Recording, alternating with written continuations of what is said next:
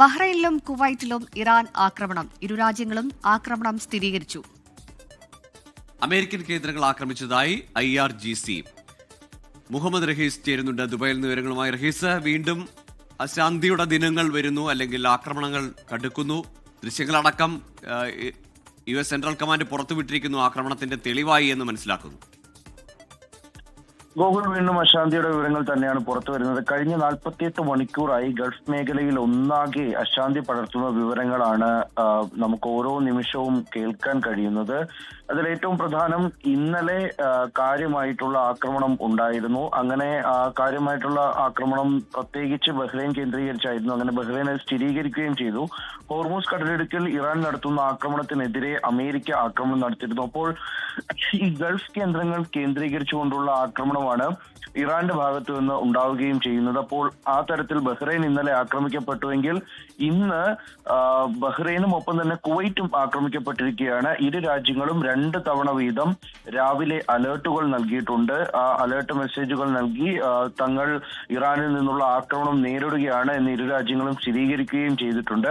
അതിന് പിന്നാലെ തന്നെ ഇറാനും തങ്ങളാണ് ആക്രമണത്തിന് പിന്നിൽ എന്ന് വ്യക്തമാക്കിയിരിക്കുന്നു.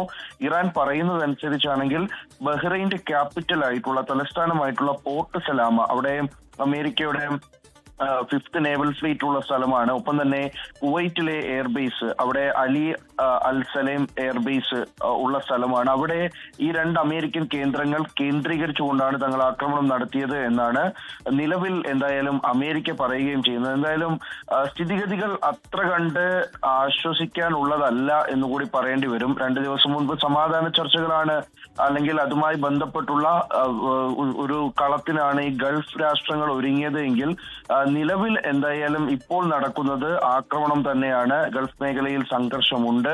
അത് കഴിഞ്ഞ തവണ ഉണ്ടായ പോലെ അത്രയും വലിയൊരു സംഘർഷമാകില്ല എന്ന് നമുക്ക് പ്രതീക്ഷിക്കാം. പക്ഷേ അപ്പോഴും ഇത്തരത്തിൽ ഹോർമൂസ് കടലിടുക്കിൽ കപ്പലുകൾക്ക് നേരെ കാര്യമായ ആക്രമണം ഉണ്ടാകുന്നു. ഇറാൻ ഏറ്റവും ഒടുവിൽ നൽകിയിരിക്കുന്ന മുന്നറിയിപ്പ്, കാര്യമായി ഇനി തങ്ങളുടെ നിർദ്ദേശം ഹോർമൂസിൽ പാലിച്ചില്ല എങ്കിൽ തങ്ങൾ പറഞ്ഞിരിക്കുന്ന അതേ റൂട്ടിൽ മാത്രം ഈ കപ്പലിന്റെ സഞ്ചാരം, ചരക്ക് ഗതാഗതം ഒക്കെ നടന്നില്ല എന്നുണ്ടെങ്കിൽ വലിയ ആക്രമണം ഉണ്ടാകും എന്നുള്ളത് ഇറാൻ ആവർത്തിച്ചു പറയുകയാണ്. അപ്പോൾ അതിനപ്പുറത്തേക്ക് ട്രംപ് നടത്തിയ പ്രസ്താവനയും നമുക്കറിയാം. അദ്ദേഹവും ഇറാൻ സമാധാനം പാലിച്ചില്ല എന്നുണ്ടെങ്കിൽ വലിയ തോതിലുള്ള മറുപടി നൽകും എന്നും പറഞ്ഞു വെച്ചിട്ടുണ്ട്. അപ്പോൾ ആ നിലയ്ക്ക് ആശങ്കയുണ്ട്. എന്നാൽ കഴിഞ്ഞ തവണത്തെ അത്രയും ഒരു വലിയ തരത്തിലേക്ക് ആക്രമണം മാറില്ല എന്ന് നമുക്ക് പ്രതീക്ഷിക്കാം.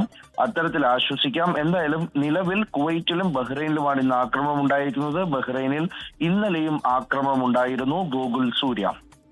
ശരി, മുഹമ്മദ് റഹീസാണ് ദുബായിൽ നിന്ന് വിവരങ്ങൾ നൽകിയത്. ഗൾഫ് മേഖലയിലെ അമേരിക്കൻ കേന്ദ്രങ്ങൾക്ക് നേരെ വീണ്ടും ഇറാൻ ആക്രമണം ഉന്നയിച്ചിരിക്കുകയാണ്. സമാധാന കരാർ ലംഘനത്തിന്റെ വാർത്തകളാണ് പുറത്തുവരുന്നത്. കരാർ ലംഘനങ്ങളെല്ലാം കാറ്റിൽ പറത്തുകയാണ്.